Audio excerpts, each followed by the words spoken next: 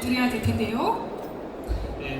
シームレスカプセルなんですけれども、簡単に申し上げまして、ソフトカプセルの一種です。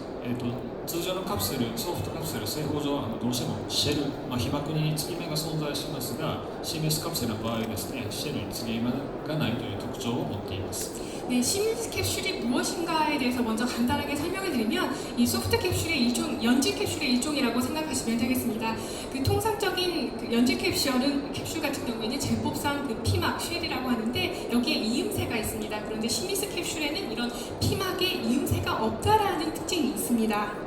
こちらに、絵ではありますけれども、シームレスカプセル、ほぼほぼ鍼灸状の形をしておりまして、コアの部分と、シェルの部分からなる、基本的にはそういう構造があります。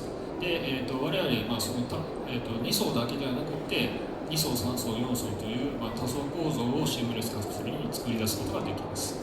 지금 아래쪽에 그림을 보시면 시밀스 캡슐의 기본 구조를 제가 그려봤는데요. 기본적으로는 코어와 플러스 피막이 이것을 감싸고 있는 피막이 존재를 합니다. 그런데 안에 들어가는 내용물 충진물에 따라서 다중 구조로 해야 됩니다. 그래서 레이어가 2중으로 된 것도 있고 3중으로 된 것도 있고 4중으로 된 것도 있습니다. シームレスカプセルがですね、他のそのカプセル材形と何が違うのかというところを簡単に申し上げますと、いろんなサイズ対応です。小粒径というところが一番、特徴的であります。ですので、例えばその薬にした時の飲みやすさなんかを訴求することができます。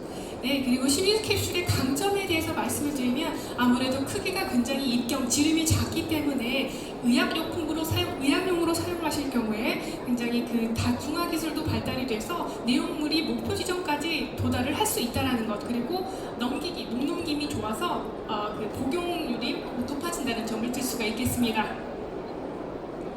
ではですね、シームレスカプセル、具体的にどういうふうにして作られるのかとか、具体論の方に入ってきます。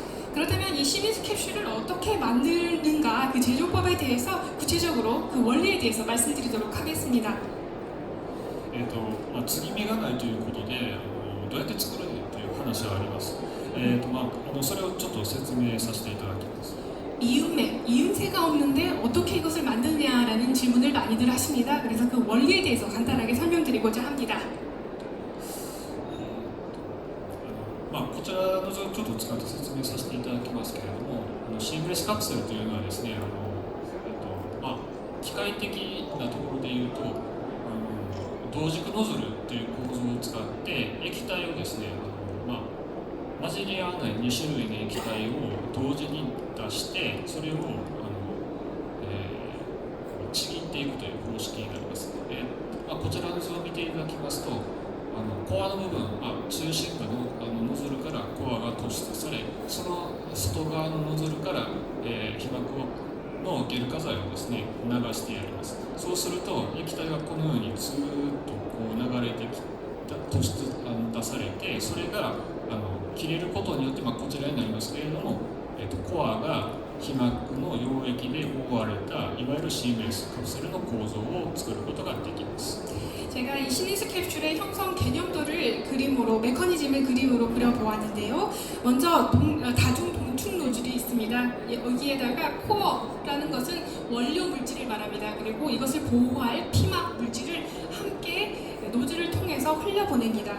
그러면 이 음고액이 물이 수도에서 떨어지는 것과 마찬가지 원리로 자연스럽게 떨어지는데요. 이때 같이 노즐에서 떨어지면서 이 원료 물질을 피막이 보호하는, 그러니까 감싸는, 피복하는 형태를 띠게 됩니다. でこちらの図ですけれども、先ほど原理を説明したんですけれども、実際の製造装置の原理図ということで、こちら酸素カプセルを例にして説明しております。 실제 제조 장치입니다. 왼쪽에 보시는 그림은 실제 제조 장치고요. 산소 캡슐을 예로 들어서 제가 그림을 그려보았습니다. 酸素カプセルの場合は、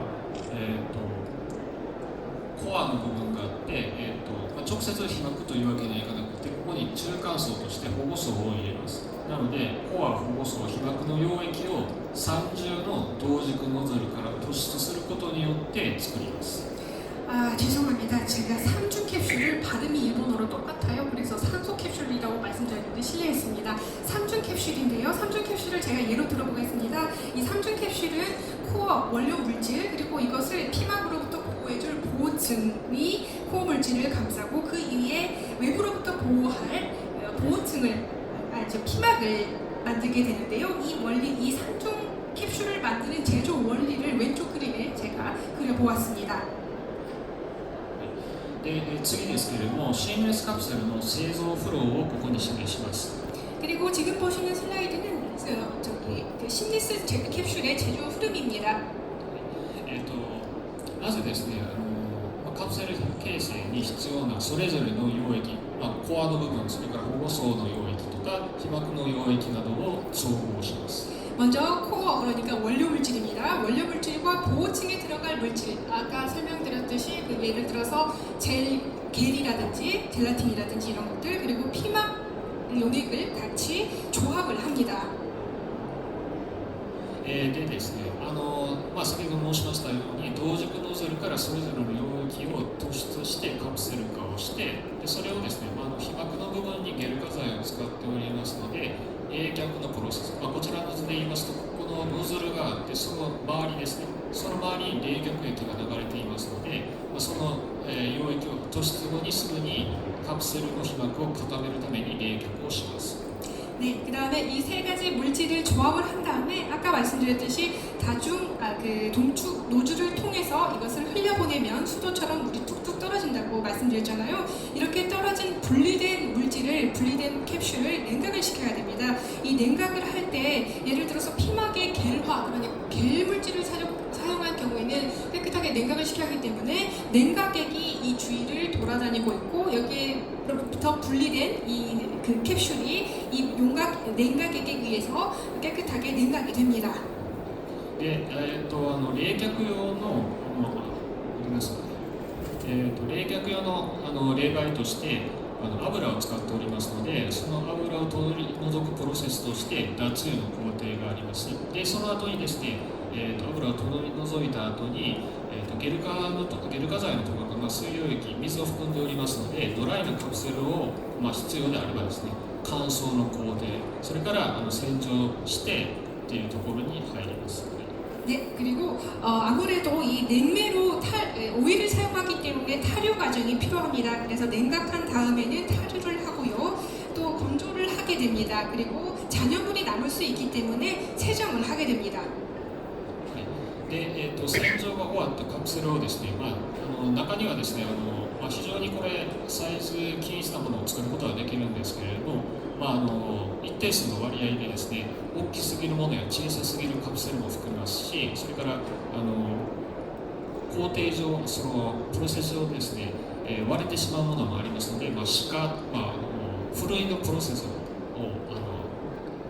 したりとかですね、あるいはその最終が必要であればですね。直径が3ミリ以上のカプセルに限定するんですけれども人でですね目視選別も我々やっております。 네, 그리고 난 다음에는 세정까지 맞춰서 깨끗해진 캡슐을 이제 체과 그러니까 요각을 시켜야 되는데 예를 들어서 균일한 비율로 항상 균일하게 사이즈가 캡슐이 나오기는 합니다만 일정 비율로 조금 크거나 조금 작거나 이런 캡슐들이 있어요. 그래서 이런 것들을 체에 걸러서 걸러내게 됩니다. 그리고 또 한정적이긴 합니다만 3mm 이상의 캡슐 같은 경우에는 마지막까지 최종 선별을 사람의 육안으로 유관 검사를 통해서 선별하는 과정을 거치기도 합니다. 次ですね、シームレスカプセル、どういう構造をしてて、どういうものを包めるのかというところ、ちょっと一般的な話をします。 자, 그렇다면 이러한 시니스 캡슐의 구조는 어떻고 또 어떠한 물질들을 캡슐에 넣어서 우리는 사용을 하는 걸까요? 그 구조에 대해서 설명을 드리도록 하겠습니다. なぜ、シームレスカプセルを皆さんにお客様にですね選んでいただけるのかというその理由なんですけれども、我々の技術を使うことで、お客様のですね目的、何を包みたいのかカプセルに対してどういうその機能を求めるのか、仕様に合ったですねカプセルを我々が作ることができます。 네, 고객들 그러니까 회사 업체에서 어떤 캡슐을 원하는지에 따라서 달라지는데요. 이 시니스 캡슐을 선택하는 이유가 있습니다. 목적이라든지 예를 들어서 잠깐 살아서 간다든지 위에서 녹는다든지 이러한 목적 그리고 어떠한 물질을 피복하게 되는지 그 사양에 따라서 캡슐을 제조할 수가 있습니다. で、その理由ですけれども、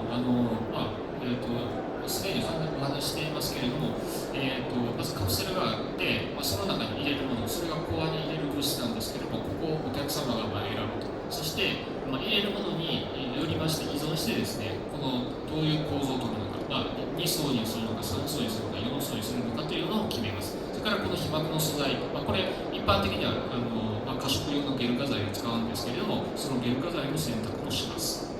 네, 그리고 먼저 이 캡슐을 만들 때 고객이 어떠한 물질을 이 코어에 넣을 것인지 원료 물질을 고객으로부터 상담을 받습니다. 그리고 그 물질의 특성에 따라서 레이어 구조를 정하게 되는데 2중으로 할지 3중으로 할지 4중으로 할지를 정하게 됩니다. 그리고 또 물질에 따라서 이거를 보호할 피막을 어떻게 할지를 정하게 됩니다. で、加えてですね、カプセルですので、先ほど申しましたように、サイズ、あるいはですね、外観というのは、例えば、カプセルに色をつけたりということもできます。なので、この、1番、2番、そして3番、この組み合わせによって、お客様のお求めになるそのカプセルを作ることができます。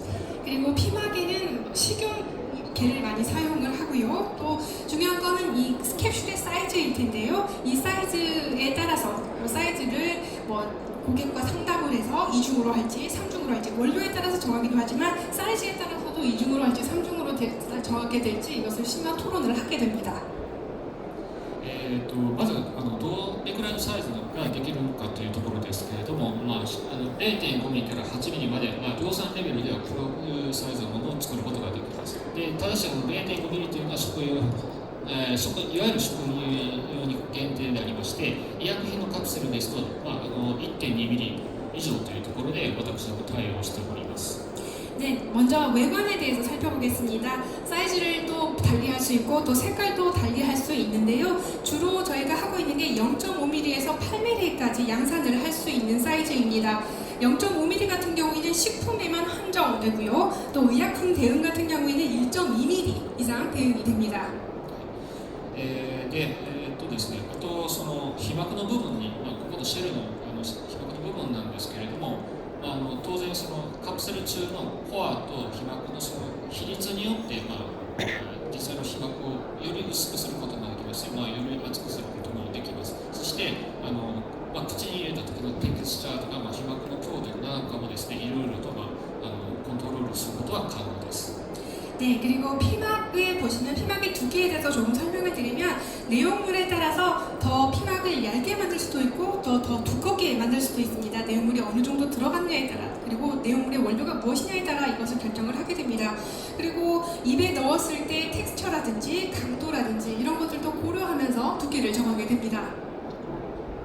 で、私ども2層、3層、4層とカプセルはできるんですけれども、これは実は中に入れるものによって、適用する相乗構造というものを変えていきます。 네, 그 층 레이어 구조를 살펴보겠습니다. 다중 구조가 가능하다라고 말씀을 드렸는데요. 보통 2중, 3중, 4중 그리고 더블 캡슐을 중에서 선택을 할 수가 있습니다. 원료가 어떤 것을 사용하느냐에 따라서 달라지게 됩니다. で、このタイプ 1A というのがまだあるんですけれども、これは有用性の物質、オイル状のもの、例えばフレーバーとか機能性オイルなどをコアにするときは、その外側にダイレクトに、水溶性のゲル化剤をまとうことでカプセル化します。 먼저 타입 1A를 보시겠습니다. 보통 유용성 물질, 오일을 잘 녹는 물질을 싸는 경우에, 충진할 경우에 이것을 사용을 하게 되는데요. 보통 2중 캡슐로 되어 있습니다. 그래서 코에는 유용성 물질이 들어가고 또 피막은 겔 물질, 조금 더 보충 설명드리면 내용물에는 플레이버라든지 기능성 오일 같은 제품들이 들어가게 됩니다. で、このタイプ 1B というのはですね、有用性の物質の中でも直接その被膜を巻くことのできないものに関しては、このコアと被膜の間の中間層、いわゆる保護層というものを入れることによってですね、3層にはなるんですけれども、特殊な、有用性のものもカプセル化しています。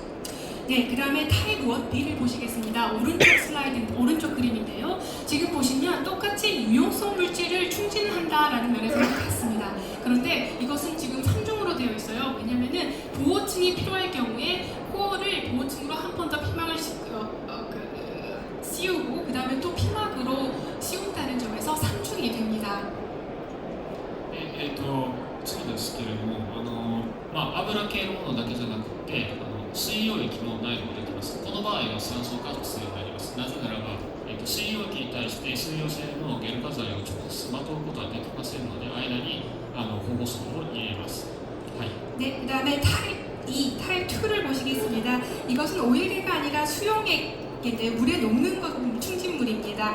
이 같은 경우에는 3중 캡슐이 될 수밖에 없는데 왜냐하면은 이 수용성 물질이 겔화에 적용이 안 됩니다. 적응이 대응이 안 되기 때문에 반드시 수용성 물질을 수용액을 보증으로 싸고 그다음에 피막을 씌워야 합니다. で、水溶液だけでなくて、私のですね、粉体、粉、パウダーもですね、一応カプセル化できます。ただし、コア全体を粉体としてカプセル化できませんので、この場合は粉体をですね、パウダーを油に分散して、分散液という形で酸素カプセルとしてカプセル化するという技術を持っています。 그 다음에 파우더 형태, 그러니까 분체 형태를 충진물로 사용을 할 수도 있는데 문제는 분체 파우더 형태로는 아까 노즐에서 통과시켜서 이렇게 캡슐을 만들어야 되는데 그게 불가능합니다. 그래서 이 파우더 자체를 기름에 분산시켜서 캡슐화하게 됩니다.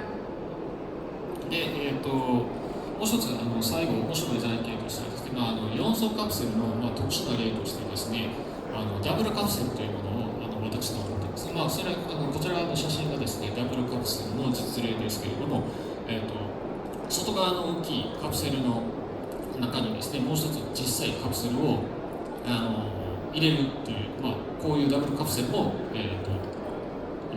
作る技術を持ってまして、これは主にですね、フレーバーを入れるというのに使う、フレーバーとか機能性オイルを入れるというものに、こういう材形がありますし、実際に日本国内ではないんですけれども、海外向けとしてですね、ダブルカプセルを製造してバルクで購入している実績があります。 네, 그리고 흥미로운 제형에 대해서 소개를 해드릴까 하는데요. 특수 제형이기도 합니다. 더블 캡슐입니다. 지금 오른쪽에 그림을 보시면 큰 캡슐 안에 안쪽에 보면은 동그랗게 또 작은 캡슐이 들어있어요. 그래서 또 두 개가 들어있다 그래서 더블 캡슐이라고 하는데 이렇게 더블 캡슐을 만드는 기술도 저희는 보유하고 있습니다. 그 내용물로는 예를 들어서 플레이버라든지 기능성 오일이라든지 이런 것들이 들어가게 되고요. 특이한 제형인 만큼 국내에도 많이 사용이 되고 있긴 하지만 해외 수출이 더 많습니다. 그래서 볼크로 수출을 한다든지 여러 해외 수출 실적을 보유하고 있습니다. で次にですね、どういう分野に、CMX カプセルっていうのは使っているのかというのを、手短ですけれども説明します。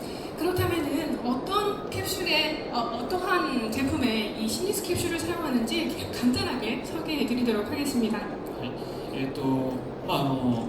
現在私どもですね、ざっくりと申し上げまして、シングルスカプセル、加工食品とかサプリメント、そして医薬品、化粧品などに、展開しています。で最近ではですね、産業用途、例えば接着剤などをカプセル化するというご要望もありますので、それへの対応も進めております。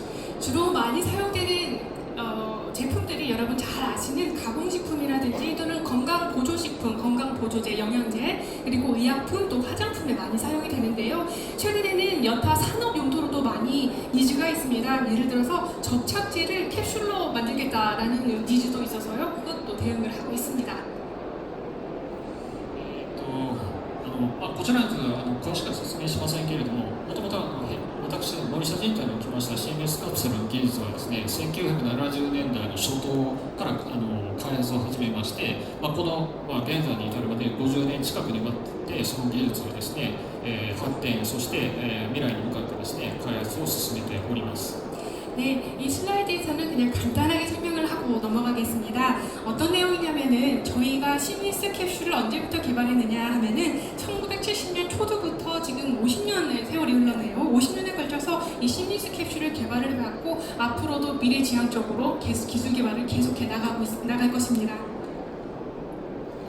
でですね、シングルスカプセル、私ども日本の会社なんですけれども、お客様としては日本国内だけではなくてですね、世界中のこの地球のいろんな地域のお客様に対して、展開しております。例えば日本ですと、これじゃ企業様、お客様ですね、お許しいただいて、情報を開示しているんですけれども、日本ですとミグミルクさんのこうしたヨーグルト製品に、プロバイオのカプセルを入れたりしています。それから、PUM というところの、メントス、のブランドでですね、ガムの中にフレーバーカプセル、そしてこれはネルソンというのはイギリスの会社なんですけれども、スリーペイドの、お薬ですかね、としてのですね、カプセル化も、自宅しております。 저희 모리시타 진단이 일본 기업이긴 합니다. 그런데 일본 국내뿐만 아니라 전 세계적으로 전개되고 전 세계적으로 널리 저희 제품을 사용하고 계십니다. 예를 들어서 일본 국내 제품을 대표적인 것을 소개를 해드리면 먼저 여기에 지금 제가 사진을 가져왔잖아요. 근데 최근에 보면은 저작권이 굉장히 엄격해요. 그래서 제가 그것도 다 업체에다가 허락을 받고 여기에 띄웠습니다. 일본 같은 경우에는 대표적으로 유기질주의 메그밀크라는 제품이 있는데요. 이거는 요구르트 제품입니다. 그래서 프로바이오 캡슐을 이 안에 넣어서 사용을 하고 있고요. 또 가운데 보시면 여러분 잘 아시는 멘토스 제품입니다. 껌인데 껌 안에 플레이버 캡슐이 들어있습니다. 그리고 오른쪽에 보시는 제품이 영국의 제품인데요. 영국 닐슨사의 제품으로 슬립 유도, 수면 유도제입니다. ではですね、具体的なカプセルへの展開例というのを、説明いたします。まずフレーバーカプセルです。 먼저 플레이버 캡슐에 대해서 설명을 드릴게요. 単純フレーバーカプセルほとんどこうした単純な2層、先ほど説明しましたけど2層カプセルとしてですね、こうした材系のものを作って、キャンディーとか、ガムとか、キューブ状のガムとか板ガムの中に入れるという、のに展開しています。 플레이버 캡슐은 어떻게 사용되느냐라고 하면은 먼저 정말 간단하게 피막하고 코어로만 된 이중 구조입니다. 이중 캡슐인데요. 사탕이라든지 큐브 모양의 껌이라든지 여기에 플레이버가 들어가 있잖아요. 이런 캡슐이라든지 또는 일반 껌에도 이렇게 캡슐을 넣어서 사용을 합니다. 次ですけれども、プロバイオの、カプセルということですが、プロバイオ内包カプセル、なぜその、有用菌、プロバイオというのは、有用菌カプセル化のことなんですけれども、それをカプセル化する必要があるのかというところから説明します。 자, 그러면 다음으로는 프로바이오 캡슐에 대해서 간단하게 설명을 드릴 텐데요. 프로바이오 충진 캡슐은 왜 이것을 사용하느냐, 그러니까 유용균은 왜 이 캡슐을 사용해야 하느냐에 대해서 그 목적부터 말씀을 드리도록 하겠습니다. 有用菌というのは人間の体にそもそも持っていないものを体の中に入れます。で、体の中に入れるということは口から入れて、胃を通過して小腸や大腸に届ける必要があります。その時に、有用菌の大半はですね、胃の胃酸の低い pH の環境下において非常に弱いということが知られています。そのためにカプセル化が必要となります。 네, 먼저 이 유용균이라는 것은 인체에서 생성되지 않는 물질입니다. 그래서 인체에서 생성되지 않는 물질이기 때문에 인체에 도움을 주기 위해서 섭취를 하게 되는데요. 이 유용균 같은 경우에는 입으로 넣어서 위장을 거쳐서 소장을 거쳐서 대장으로 가게 됩니다. 그런데 위 같은 경우에는 위산이 나오잖아요. 그런데 이곳에서 유용균들이 많이 소멸된다고 하죠. 왜냐하면 유산균 같은 경우에는 낮은 pH 환경에서 굉장히 약하기 때문입니다. 장까지 무사하게 도달시키기 위해서 이 캡슐이 필요한 것입니다. で、この有用菌を内包するカプセルとしてはですね、こちらに示すように3層タイプの、カプセルの材形をですね、私ども技術として持っています。コアの部分に先ほど説明しました、この有用菌というのはなんていうんですかね、原料としては粉体ですので、粉体を分散した、油をコアにして、保護層を介して、耐酸性の皮膜を、で包むという形をとっています。 네, 유용균, 그러니까 유산균 같은 경우에는 3중 타입 레이어 구조를 사용하게 되는데요. 이 유용균 또는 유산균 같은 경우에는 분체 형태, 파우더 형태가 많습니다. 그래서 이것을 아까 말씀드렸듯이 기름에다 분산시켜서 기름의 형태로 코어층을 충진을 하고 그 다음에 보호층을 씌운 다음에 또 내산성 피막을 씌우는 그런 피복 형태를 갖추게 됩니다. で我々はですね、その腸溶性カプセルの、技術を使って、ここに示したモルシャジンタのですね、ブランド、でありますビフィーマの、カプセルを示していますけれども、弊社としてはビフィーナを、作って売っておりますし、その技術をですねいろんな世界中のお客様に提供して、プロバイオの受託カプセルのですね受託製造を進めています。 이렇게 장까지 보낼 수 있는 캡슐 기술을 장용성, 장에서 녹는 기술이라고 해서 장용성 캡슐이라고 하는데요. 이 프로바이오 캡슐, 장용성 캡슐을 저희 제품에도 적용을 해서 비피나라는 제품을 통해서 판매를 하고 있고요. 또 이러한 원조 기술 자체는 해외 여러 기업에서 사용을 하고 있습니다. 그래서 이제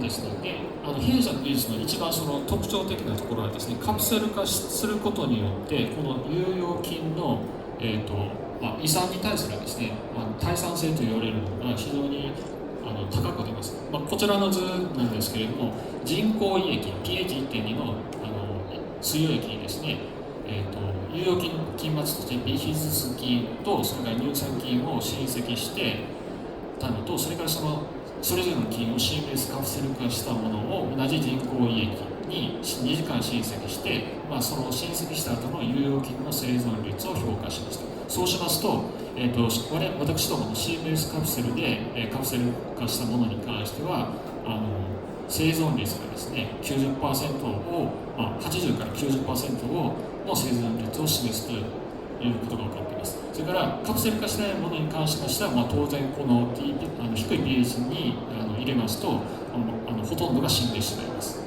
네, 지금 보시는 그래프는 그 내산성 신스 캡슐이 위산으로부터 어떻게 위산균을 보호하는지를 제가 실험한 내용을 정리를 해봤는데요. 똑같이 비피더스균하고 유산균을 인공위액, 그러니까 pH 1.2의 인공위액에 침투를 시킵니다. 침투를 시켜서 2시간 정도 놔둡니다. 이랬을 때 2시간이 지난 이후에 시민스 캡슐에 들어있는 비피더스균 그리고 유산균 또는 그냥 분체 자체로 파우더 자체로 들어간 비피더스균과 유산균 이것들이 마지막까지 얼마나 살아남는지 그 유용성 평가를 했는데요. 캡슐을 화한 경우에 캡슐에 넣은 경우에 생존율이 80에서 90% 정도 됩니다. 그런데 캡슐화 하지 않은 분홍색 그래프를 보시겠습니까? 보시면은 분말 형태의 원료들이 거의 소멸됐음을 알 수가 있습니다. こちらの、グラフなんですけれども、私どもジンタンの CMS カプセル、こちら、ビフィーナとそれからアメリカ市場向けに出しているバルクの製品としてのビフィーナタイプではないんですけど、同じ CMS カプセルの材料を持った、プロバイオのカプセルと、それから他社品としてハードカプセルないしタブレット、一般に売られているやつとのその耐酸性の違いをですね比較したものです。他の会社の、一般的に売られている製品につきましては、同じその人形胃液に浸積したものに関しましては、浸積前からですね浸積後に、それぞれ生存率が顕著にですね低下するのに対しまして、私どもの CMS カプセルの場合は、浸積してもですね生存率を 80%以上を維持しているということを、が分かっております。 지금 보시는 슬라이드는 앞쪽의 그래프를 조금 더 세분화한 슬라이드라고도 할 수가 있는데요. 왼쪽에 보시면은 왼쪽 슬라이드 그래프를 보시면 진탄에서 지금 판매하고 있는 제품 비피나 제품이고요. 오른쪽은 진탄에서 판매하고 외국에 수출하는 벌크 제품입니다. 그래서 진탄이 제품을 사용했을 때 캡슐화 했을 때 제품, 그래서 마찬가지로 1.2 pH 1.2의 인공위액에 침투를 시켰을 때, 그리고 빨간색을 기준으로 오른쪽 그래프를 보시면 일반 연질형 캡슐입니다. 연질형 태블릿이라든지 이런 것들인데, 이 같은 경우에는 지금 인공위액에 침투를 시켰을 때 전후의 비율을 한번 보시겠습니까? 거의 급감하고 있는 것을 알 수가 있습니다. 그에 비해서 왼쪽을 보시면 저희 진탄 제품 같은 경우에는 80%에서 90% 정도 생존하고 있음을 알 수가 있습니다. 続きましてはあまり時間ないんですけれども、最後のトピックとして弊社としてはですね、医薬品向けの CMS カプセルもやっておりますので、その話をさせていただきます。 드릴 말씀은 많은데 시간이 없어서 마지막으로 이제 의약품용 시민스 캡슐에 대해서 말씀을 드리도록 하겠습니다. ざっくり申し上げまして、私どもいろいろ手掛けております。現在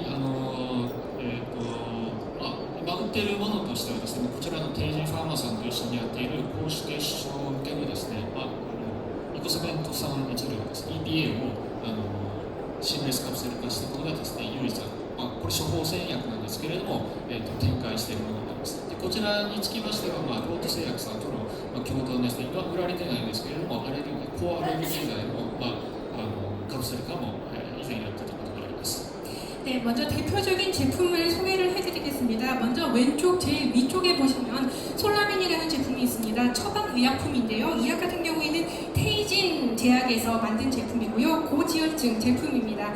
원료는 에이코사 펜타엔산 메틸인데요. 이것을 이 원료를 캡슐화한 제품입니다. 그리고 오른쪽을 보시면 항알러지 제품인데요. 이 같은 경우에는 지금 로또 제약에서 판매를 하고 있고 로또 제약에서 만들어졌는데 지금은 판매가 종료되었습니다. 에피나스틴 염산연입니다. 여기에도 저희는 캡슐을 사용을 했습니다.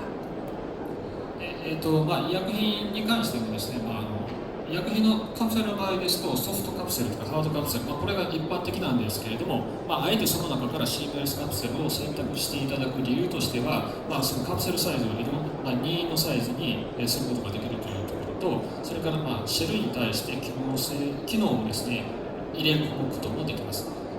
それからそのサイズ、1.2ミリから8ミリ、医薬品の場合ですと8ミリになって飲みにくいですけれども、1.2ミリが最小サイズですので非常に飲みやすいカプセルをご提供することができます。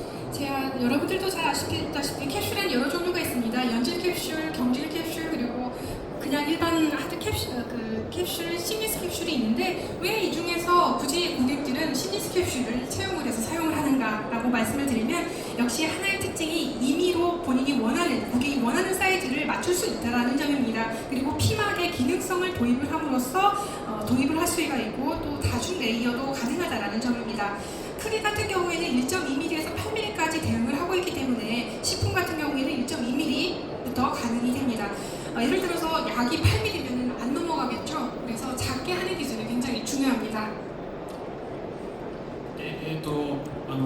医薬品の場合ですと、その医薬品の原体を、正確にそのカプセルに分配しないといけませんので、既存のソフトカプセルとかハードカプセルではそれは担保されますけれども、じゃあシームレスカプセルの場合はどうなのかというところなんですけれども、こちらにちょっと日本語で書いて分かりづらいと思うんですけれども、私どもとしてはですね、いろんな、日本なら日本の曲を、アメリカならアメリカの USB に適合した製造制度を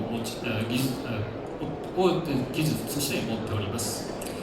그리고 시니스 캡슐의 구조의 정밀도에 대해서 말씀을 드려야 될 텐데 아무래도 캡슐만 좋으면 뭐하겠습니까? 그 안에 들어가는 물질이 내용물 또는 충진물의 균일성을 확보를 할 수가 있어야 되겠죠. 연질 캡슐, 경질 캡슐 같은 경우에는 그런 균일성이 확보가 되어 있습니다. 그렇지만 시니스 캡슐도 마찬가지로 똑같이 그 균일성을 담보할 수 있다는 말씀을 드리고 싶습니다. 그리고 이러한 내용들을 죄송합니다. 지금 제가 일본어로 표를 정리해서 굉장히 죄송한데요. 이 내용들에 입안에서 말씀을 드리면 일본 관계당국이라든지 미국의 약정, USP에도 적합한 그런 사이즈 기준이라고 할 수 있겠습니다. そうですね。次は弊社のシームレスカプセルの技術の一つの特徴としては、普通にその医薬品原体 API をカプセル化するというだけではなくて、一つの大きななんていうんですかね、皆さんに知っていただきたいのは、シームレスカプセルを用いた DDS ドラッグデリバリーシステムというのが可能であります。 네, 그리고 시니스 캡슐 일반 API된 시니스 캡슐의 디자인에 대해서 제가 정리를 했고 그 다음 보시면은 이 시니스 캡슐을 이용한 드러그 딜리버리 시스템 DDS에 대해서 정리를 했는데 그 내용에 대해서 간단하게 말씀드리겠습니다. どういうことかと言いますと、カプセルをですね、口から飲んでどこで崩壊させるのかというのをコントロールすることができます。例えば胃なら胃、小腸なら小腸、大腸なら大腸というふうに、崩壊する場所をコントロールすることができます。 한마디로 딜리버리입니다. 어디까지 배달을 시키느냐인데요. 먼저 입까지 배달을 할 것이냐, 위까지 할 것이냐, 소장까지 할 것이냐, 대장까지 할 것이냐, 어디까지 생존시킬 것이냐의 문제입니다. 一つの例として腸腰性シームレスカプセルのご説明をします。 자, 이렇게 이런 배달을 어디까지 자유롭게 컨트롤할 수 있는 기술을 저희가 보유를 하고 있는데, 먼저 예를 들어서 장용성 캡슐을 예로 들어서 말씀을 드리겠습니다. どういう技術かと言いますと、これ特許として出しているものですけれども、大腸において特異的に崩壊する酸素をシームレスカプセルというものです。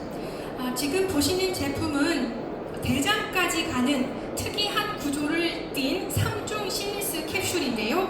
이 같은 경우에는, 이 제품 같은 경우에는 미국과 일본 등지에서 여러 곳에서 특허를 보유하고 있습니다. でどういう技術なのかと言いますと、通常のゼラチンの、被膜の場合ですと、ここの胃の部分ってすぐに溶けてしまうんですけれども、そのゼラチンの被膜に対して、ペクチンとそれからキトサンの微粒子をですね、被膜の方に組み込むことによってその、腸溶性というものを達成しています。 일반적인 그 캡슐에 사용하는 젤라틴 피膜 같은 경우에는 위에서 모두 깨지게 됩니다. 그런데 저희가 보유한 기술 같은 경우에는 펙틴이나 키토산 이런 미립자들을 사용을 해서 끝까지 유지를 하는 그런 구조를 띠고 있습니다. でそれが本当にですね、そうなっているのかというものをですね、実際に腸溶性のカプセルを被験者に飲んでいただいて、それをですね、カプセル内視鏡を使って調べた結果がこちらの図になります。 진짜냐라고 하실 수 있는데, 진짜를 증명하기 위해서 피험자를 실험을 했습니다. 피험자에게 캡슐 내시경을 삼키도록 해서 실제로 장까지 가는지 어떤지를 찍었습니다.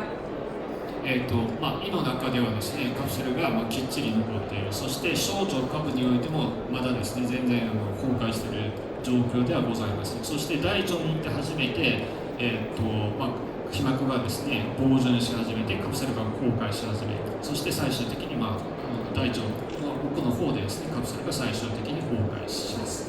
그림의 오른쪽부터 보시면 되겠습니다. 오른쪽 위를 보시면 위인데요. 위에서 아직도 생생하게 살아있는 게 보이시죠? 생생하게 살아있고, 그 아래쪽에 소장을 보시면 여기서도 아직도 건전하게 잘 버티고 있습니다.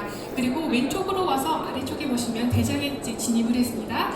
조금씩 캡슐이 붕괴되기 시작하고, 또 표면 상태가 캡슐의 표면이 평윤하고 또 흐릿하게 보이는 것을 알 수가 있습니다.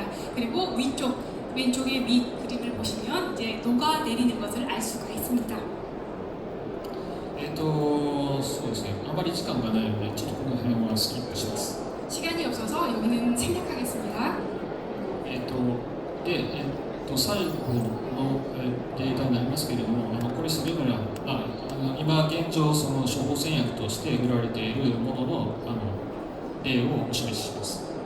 네, 지금 보시는 아까 잠깐 언급을 해드렸는데, 솔라민이라는 처방의약품, 고지질증 제품입니다. 약품입니다.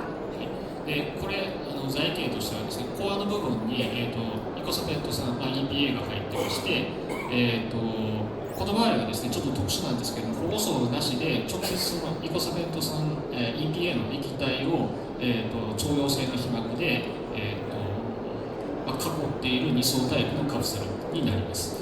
이 제품 같은 경우에는 이중 레이어로 되어 있습니다. 제형 자체가 EPA 에이코사 펜타엔산인데, 이것을 보호층을 사용하지 않고 바로 피막을 씌워서 장용성 기능을 넣은 그런 피막을 씌워서 이중 구조화한 제품입니다.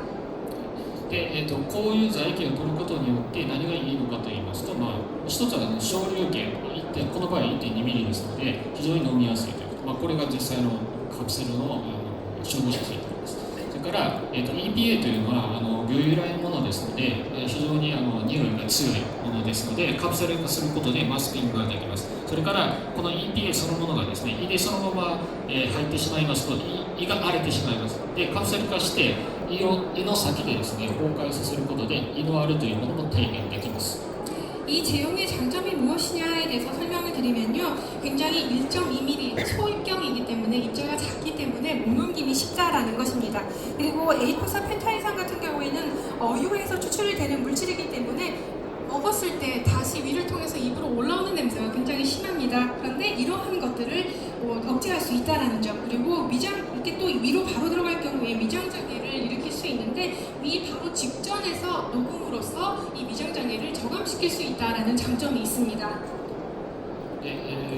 当然ですね、この、腸溶性のカプセルですので、被膜としてはその低い pH の環境下では溶けなくて、小腸とか大腸の、環境、中性環境下では崩壊するというのを示したのがこちらの図でございます。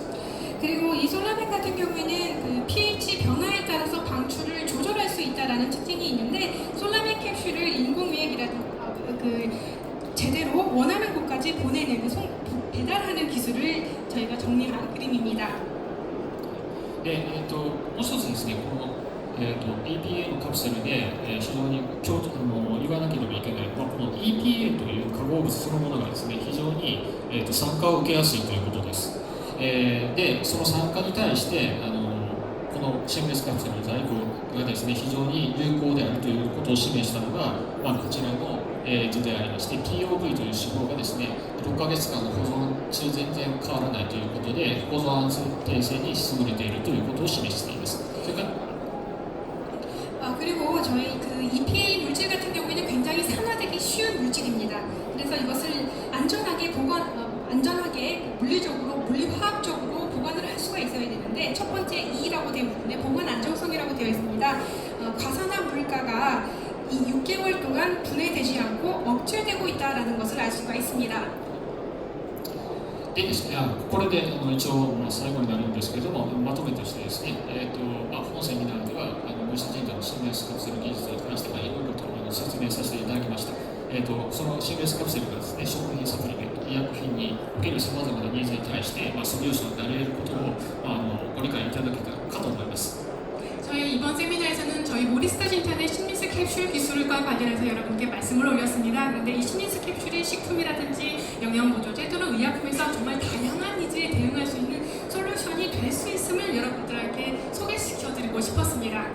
で、モリスタ人体カプセル事業、ヘルスケア事業を通じてですね、皆様の生活がより豊かになるよう、一層の技術開発に努めてまいります。引き続き、いろいろとご指導ご弁ですのでよろしくお願いします。 저희 모리시타 진짜는 앞으로도 캡슐 사업 그리고 헬스케어 사업을 통해서 고객 여러분들의 생활이 더욱 풍요로워질 수 있도록 더욱 기술 개발에 힘쓸 것입니다. 앞으로도 저희 모리시타 진단 잘 부탁드리겠습니다. ご清聴ありがとうございます。감사합니다. 경청해 주셔서 고맙습니다.